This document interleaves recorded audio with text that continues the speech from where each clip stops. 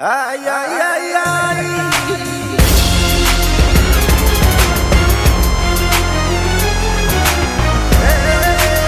What's up YouTube, Q here, and today we're going to be talking about Santana, the forgotten pillarman, or at least the most, underrated or less recognized pillarman. So we're going to be analyzing his power and overall just summarizing his character. Let's get started. So we first see Santana is when Stroheim and his German soldiers are, running amok, and they basically have captured Santana, and they're doing experiments on him. They're not captured, they've awakened him, because he was frozen in a stone space, kind of like the other pillarmen, and they freed him, and they're analyzing and seeing how he roams on this earth. And then he starts speaking, and and Stroheim just freaks out a little bit.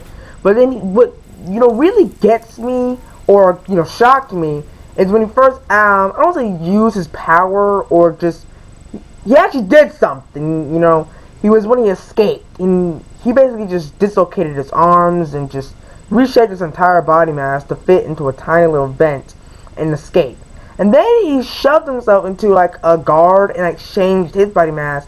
Then the other guards started shooting at him, and he absorbed the bullets, and then he shot back the bullets. So what is his power, you might ask? What's his mode? Because as you know, WAMU has wind mode, AC/DC has, the heat mode, and then Cars has the light mode. So what's his power? What's his unique ability?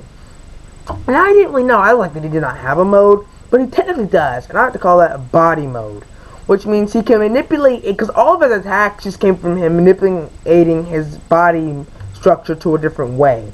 Basically, like, he, took all the bullets that were in his body and just shot them back at the guards.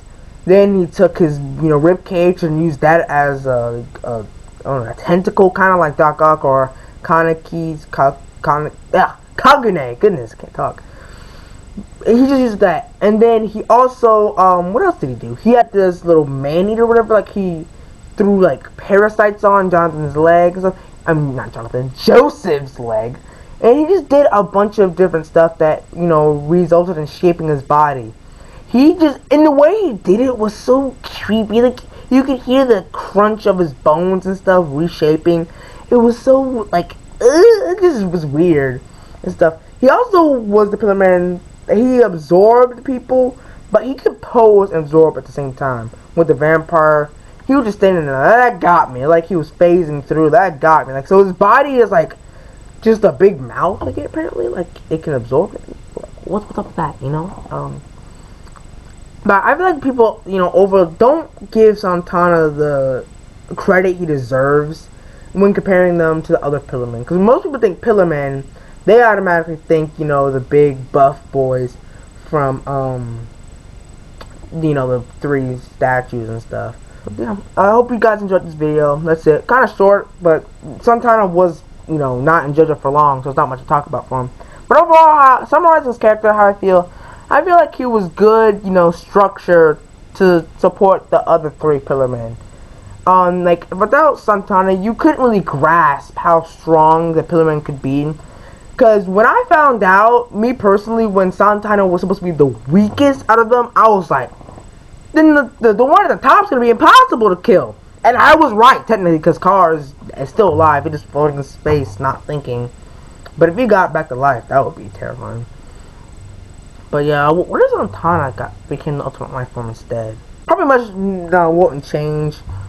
Probably would just like get squirrel hands and could fly. So there's that.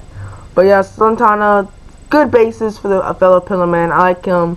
Underrated character. But yeah, that's all for today. If you enjoyed this video and you want to see more like it, just hit that like button and also subscribe today so we can grow as a channel and other stuff. And yeah, I'll see you guys in my next video. Peace out.